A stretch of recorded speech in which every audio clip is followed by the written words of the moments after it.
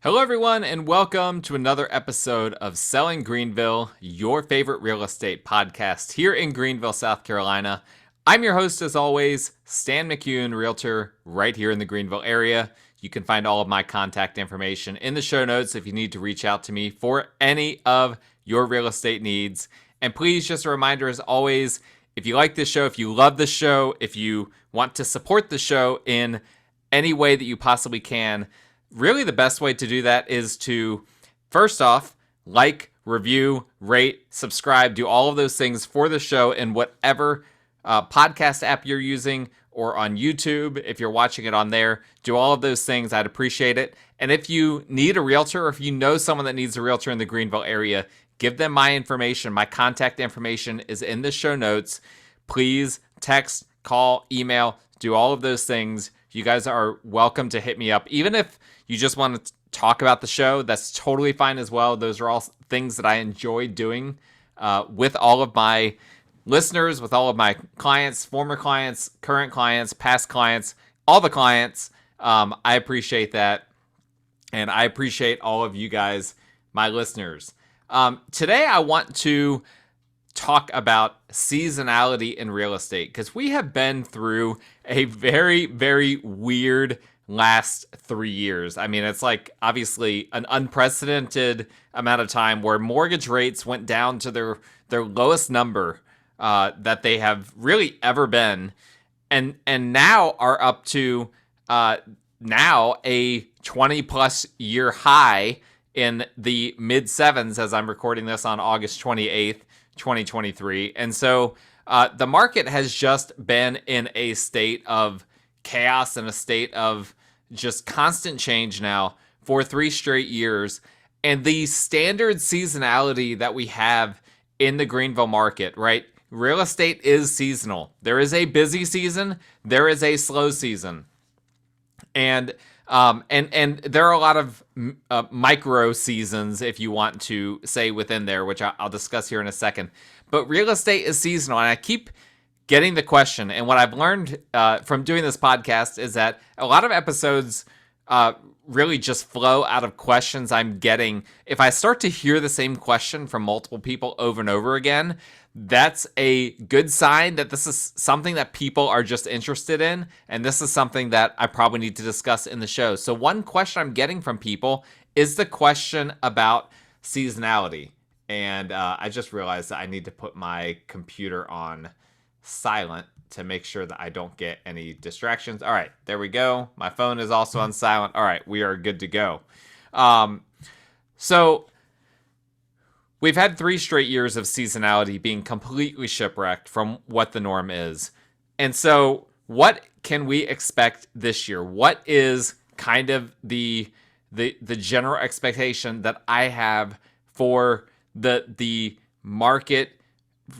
Is it going to return back to a normal seasonality? Is it going to be something else? Is it going to resemble last year or the year before or pre-pandemic or what have you?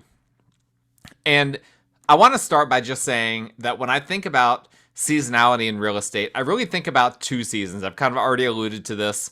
And as I've also already alluded to, you can really break real estate down into a lot of different seasons.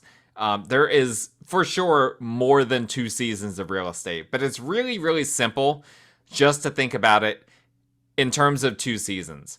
And for me as a realtor, it's really, it's really the simplest way for me to think about it.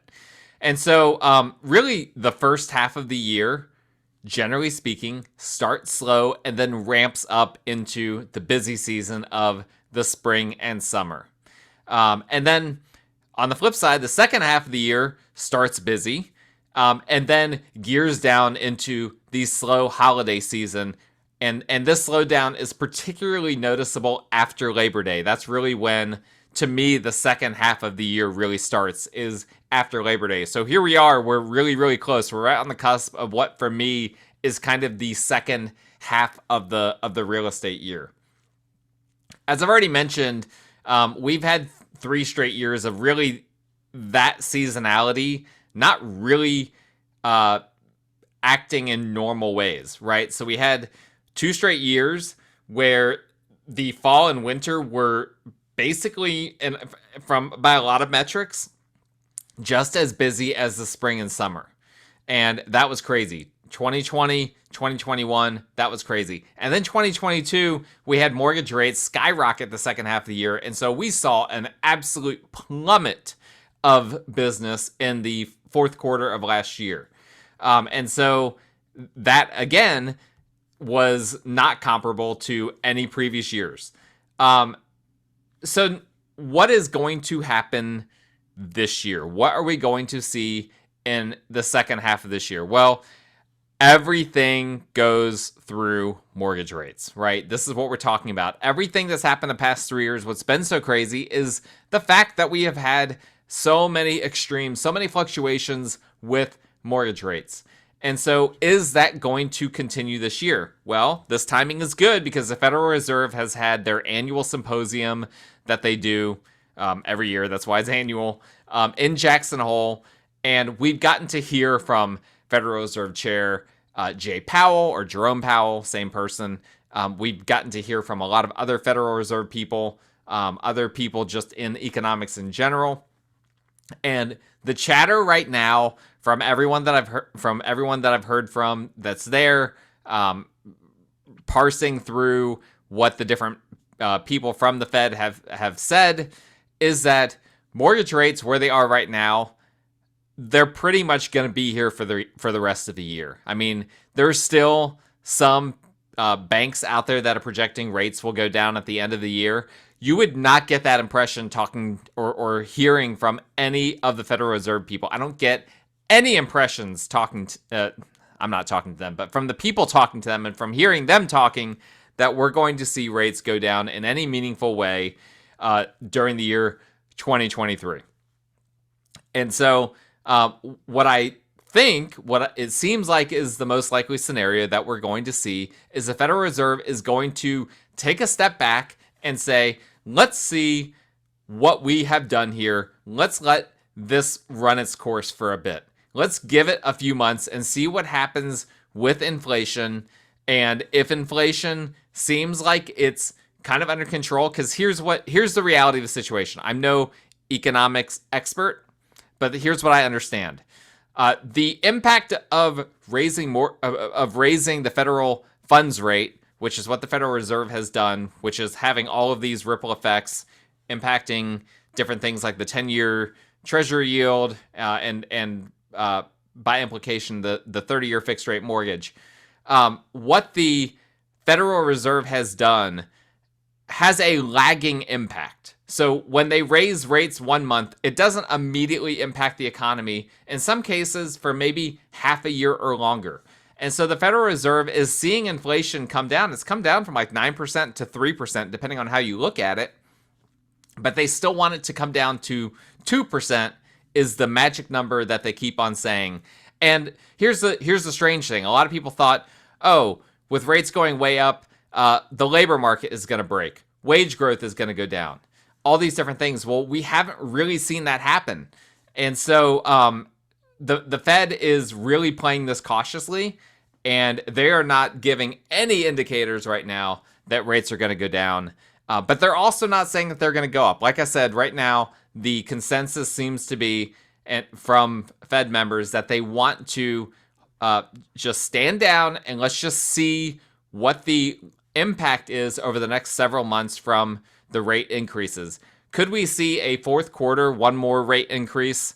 I think it's we could see more than just one. I think it's very possible that we could see additional rate increases, but probably not for several months. So I think, and my suspicion is that if I had to guess, I would guess we're not going to see any more rate increases this year.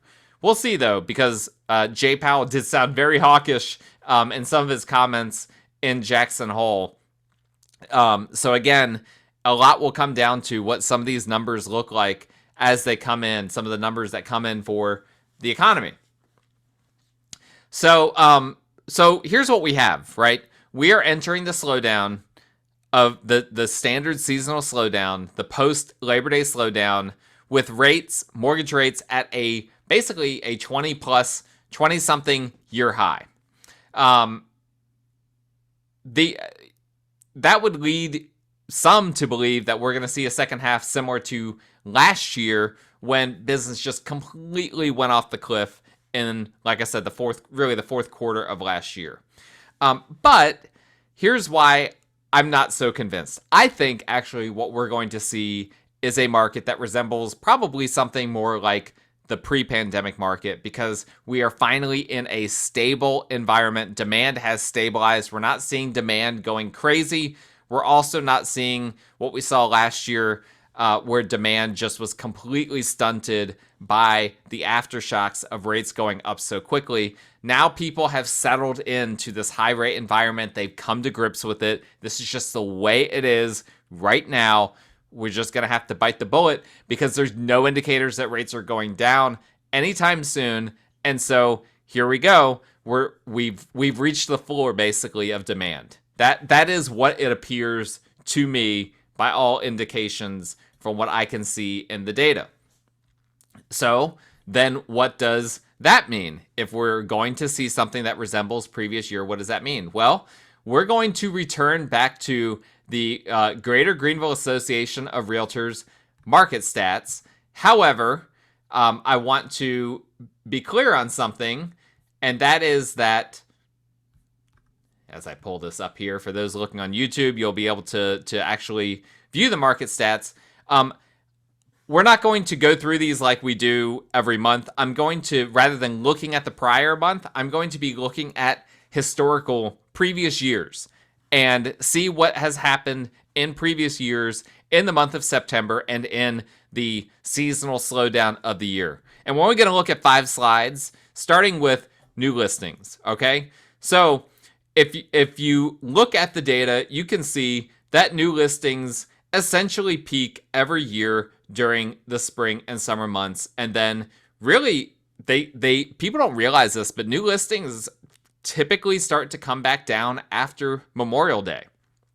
And so, and this is what I alluded to before, where there is more seasonality than just the standard 2 seasons that I like to think about it. It's a lot more complex. If you really want to break it down, there are a bunch of seasons in real estate. But that being said, the busy season remains basically during the summer months. And so here's what we typically see. We typically see September. And if you're looking on YouTube, you can see I've circled September of each year going back to 2017. By the way, if you want to look at this on YouTube, search for my name, Stan McCune, on YouTube. I have a Selling Greenville playlist on my personal YouTube page that you guys can go on and watch this video. Someone else has a Selling Greenville channel. Unfortunately, I don't have that, but you can find me by just searching my name on there. Okay, so new listings data. Definitely a big drop off from the peak of the year until September, and that happens every single year that we look at this. But how does it compare to the rest of the year? Well, first off, I just want to say that frequently you will see new listings bump up in October. And I've spoken about this before, that October is one of the best months to buy in real estate because sometimes the number of new listings and the inventory levels can be similar to summer months, but the demand is much less. So October, listen, if you're a buyer right now and you're just struggling, you're not seeing anything, you're not finding anything, don't be discouraged. The September-October season is not as bad as you might think it would be. I've sold a lot of homes over the years in September, October, and November. Not as many in December or January, but I've sold a good number in September through November. All the people going under contract August through October that then close the month later. But yeah, you can see that oftentimes there is a little new listings bump in October. That's happened frequently in several years that you see this. You see a little bump. That, I don't know if that's going to happen this year or not, but it's something to keep track of. But more to the point, here's what I want to look at. Here's what I want to compare September to is what does it feel like, or what's the new listings data in comparison to like other times of year? So I've already said it's slower than the peak time of the year. There's fewer new listings. But what is there another month that we can compare it to? And the answer is yes, we can compare it to kind of February or March, okay? So if you look at 2017, this is I'm showing on the video the month of February. September's new listings was very similar to February of that year. In 2018, September was more than February, but not quite as high as March. 2019, it was very comparable to March of that year. And March was, one of the higher months of the year 2019. 2020, it was kind of right in between February, March. 2021, it was very comparable to March, April, and May of that year was the month of September. And then last September was, we had way more new listings than these months that I've been talking about. We're talking about, let's see here, January, February, March, April. Basically, it was comparable to April, May of that year. So if you want to get a sense of, okay, how many new listings are coming out in September of this year, it's typically comparable to February/March of that year, okay? So hopefully you've not been looking for a home since February or March of this year, but that's a good metric to compare it to. That's when the market is really starting to take off every year. So even though it's slowing down this time of year, it's at a comparable level to when the market is taking off in the first quarter of the year. First or second quarter, again, depending on what year you're comparing it to. And then, like I already said, in some years we see an October bump where we see even more new listings for the month of October. Will be really interesting to track that. So how does this impact inventory? Let's look at inventory of homes for sale. And here's where things get interesting.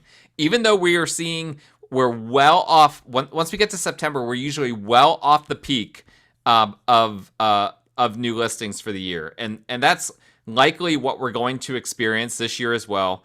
We saw a big drop off from June to July in terms of new listings data, and I suspect that will continue on into September, particularly with mortgage rates being higher. Mortgage rates being higher does not help new listings in any way. But here's the interesting thing: even though new listings come down September, October, inventory is not impacted in the same way.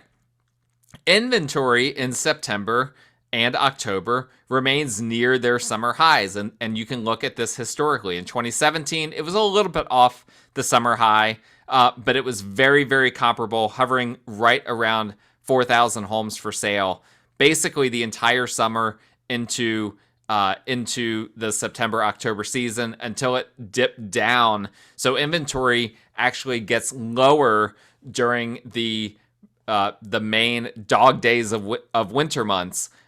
That's when it's at its lowest. A lot of people don't realize that too. A lot of people are thinking, okay, inventory is at its lowest during the summer months, right? Because demand is so high. And that's what, ultimately, that's a major part of what impacts inventory, because inventory is the number of homes in active status. These are homes that aren't under contract. So this is directly impacted by demand. But in spite of that, actually, the supply side comes more into consideration in the second half of the year. And so actually supply decreases faster than demand does in the fourth quarter. So that's just a little tidbit, something to keep in mind. But what we see during the third quarter of the year, even though new listings are really going down quite a bit off of their peak during the summer months, active inventory, because again of how demand side economics is impacting things here, inventory remains historically very close to, if not even above, the summer levels. In fact, in 2018, if you're looking on YouTube, and 2019, the number of homes for sale was pretty much at its peak in September, which is a very interesting thing to see. Now, 2020, 2021, 2022, again, those 3 years were really, really weird. I don't really want to draw any big conclusions from inventory levels in those years. So I'm not going to. But you can see one thing that did remain consistent in each of those years is that we did see the standard inventory drop off that happens in the fourth quarter. Really, the toughest months to buy traditionally are November through January. That's the reality of the situation. Very few homes for sale. And then once February comes, usually we start to oftentimes see things start to turn the corner. Maybe more like March. It depends on the year. But then inventory starts to increase again. New listings really start to skyrocket around that time of year.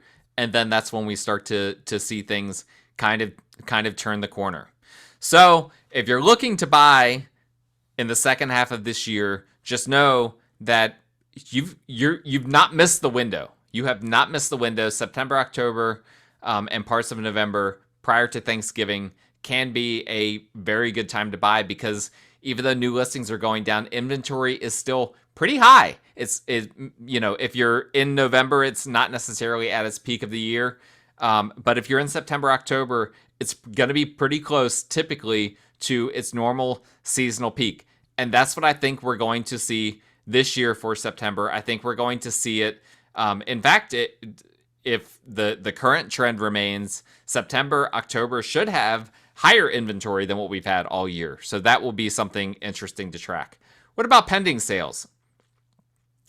Pending sales tends to be kind of similar to the new listings data, where the number of homes going under contract in a month loosely compares to the February-ish time of year. So if you look at this historically, 2017 pending sales were comparable to February. 2018 pending sales was really basically was even less than January.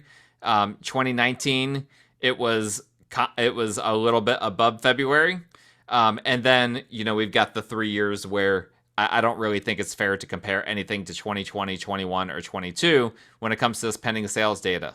So what does that mean? Not a great time to sell, okay? Just the reality of the situation. Once we get into the second half of this year, it is harder to sell a home. That is just the way it works, unfortunately.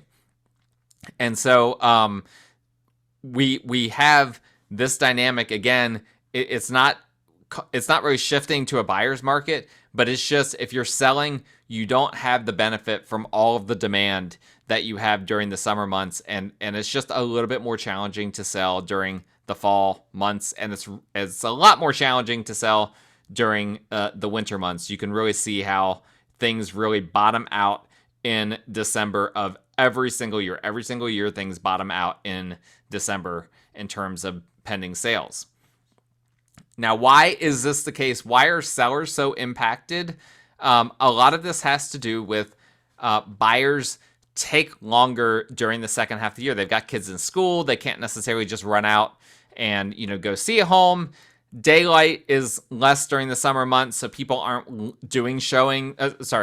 Daylight is less during the winter months, so people aren't doing showings at 7 p.m. I have right now, it's not uncommon for me to have showings at 6, 6:30, 7, 7:30 p.m. We have plenty of daylight that time of year, but you get into the winter months, you can't show a house meaningfully after 5:30 p.m. for a good chunk of the year. And so people have fewer hours that they can see a home, and then fewer days where they can see it. And people are just busy during those school months, I guess. And so that impacts things, that causes buyers to take more time. And so what we see almost every year, and this is the fourth slide on here, is days on market until sale really go up quite a bit after the month of September. So the average number of days when a property is listed and when an offer is accepted tends to really reach, honestly, its bottom right around the September months. At the very least, it's comparable to if it reached its bottom during the summer months, September is really comparable. After September, you typically start to see the days on market go up. And so again, that's because buyers are taking longer, homes are taking longer to sell. So what happens then is that sellers become a little bit more desperate. They want to sell. They want to get under contract. They want to see their home as a pending sale, not necessarily as an inactive status home. And so they get more desperate, and then that impacts the median sales price, which I'm going to get to in just a second. Before I get to that, I want to discuss one thing. One thing that's kind of interesting is that even with the chaos of the past 3 years, there was really only 1 year that bucked the trend of days on market until sale going down after September. And that was the end of 2020 into 2021. That's simply because that's when rates went way, way, way down, right? And that's when the market really took off. We thought in the summer of 2020 that the market was the craziest it would ever get. And little did we know, it went bonkers in early 2021 and really throughout the entire year. And that's reflected in this data, where September of 2020 was one of the higher days on market until sale months, and then days on market just started going down and kept going down for quite some time. And then finally, we get to September of 2021, and it's kind of near its bottom at that point. It went up by the end of the year in September in 2021. And then in 2022, we saw the days on market go way, way up, because remember, the second half of last year is when mortgage rates started going up, and that directly impacted our market in the real estate world. And so every year we see this, where days on market go up in the third and fourth quarter of the year. The only year we didn't see that was the weirdest year that we've ever had, the COVID year. And so this will for sure happen again. You can expect July, our days on market until sale was 38. I don't know what the numbers are going to be for August, but one thing is for sure, you can expect the number is going to be going up from August throughout the rest of the year. And this is what then impacts the median sales price. This is why there is a big reason, at least, why there is a seasonality to prices in real estate, is because sellers get anxious. Sellers want to sell. They don't want to have to wait. If their neighbor sold in June their house in 2 weeks, and then they realize that selling in October is taking a lot longer than that, they're going to be more likely to accept a lower offer. And so I've got here the median sales price with September circled. It, a lot of years, ends up going down as you get towards the end of the year or into January of the next year. Now, again, we had a couple of years where that wasn't the case. We had 2020, the end of 2020, where it went up ever so slightly between September and December, January. And then the end of 2021, it went way up from September until through December, January of 2022. But then last year, it went back to the norm. Again, last year wasn't really a normal year. We saw a big decrease from September into January. This year, I think we'll see something more like the norm, which would be a slight decrease from whatever the September median is to the median of December or January of 2024. And so again, this is, if you're looking to buy, this is something in the second half of this year, this is something to keep in mind. You might have some opportunities. Obviously, sellers are still having a hard time reckoning with the fact that the market has changed. But if you're a seller second half of this year, you need to be aware of this. It's just going to take longer. Maybe you stick to your guns and try to hold out for a price that you think your home is worth. But at the end of the day, you have to realize that there is seasonality in this market, and these are some things that we can expect. So what can you expect? You can expect new listings to really slow down. There's going to be a lot fewer homes, new homes. I shouldn't say new homes, because that can mean literally new construction, but a lot fewer new listings coming on the market. Inventory, at least for the next few months, will still remain at comparable to summer levels before it really drops off the end of this year. You can expect for pending sales to really start to take a hit in the second half of this year as opposed to the summer, although we might see a little bit of a bump in October. You can expect days on market until sale to really start to go up. So homes are going to start sitting on the market a lot longer than they were during the summer months, maybe substantially longer than they were during the summer months. At one point, when I did my bold predictions for this year, I predicted that days on market until sale would hit 70. It's not looking super good for that prediction at the moment, but hey, you never know. It could happen. If it happens though, that'll be a real shock for sellers. So I don't think at the moment that's in the cards, but we'll have to see. And then the median sales price we typically see by the end of the year a slight decrease versus what we saw in September, October of that year. Does that mean that there's all sorts of bargains everywhere? That's not what I'm saying. I'm not saying that there's like all of a sudden going to be all sorts of bargains in September, October. I'm just saying that there is a slight change. It's a little bit more relaxed if you're a buyer. It's a little bit slower if you're a seller. Everything just takes a little bit longer. And this has a ripple effect in terms of all of these different things. So I hope that makes sense. If you guys have any questions about any of this, please let me know. My contact information is in the show notes. If you love this show, Selling Greenville, please let me know. And really the best way to let me know, besides my contact information in the show notes, you can go ahead and like, rate, review, subscribe, comment, all of those things on YouTube, on Apple Podcasts, on Spotify, on whatever app that you're using. And I would appreciate if you guys could do that and to support the show, get this show out to as many people as possible. But that's all that we have for today's episode. I appreciate you guys listening. I hope you stay safe. We will talk again next time.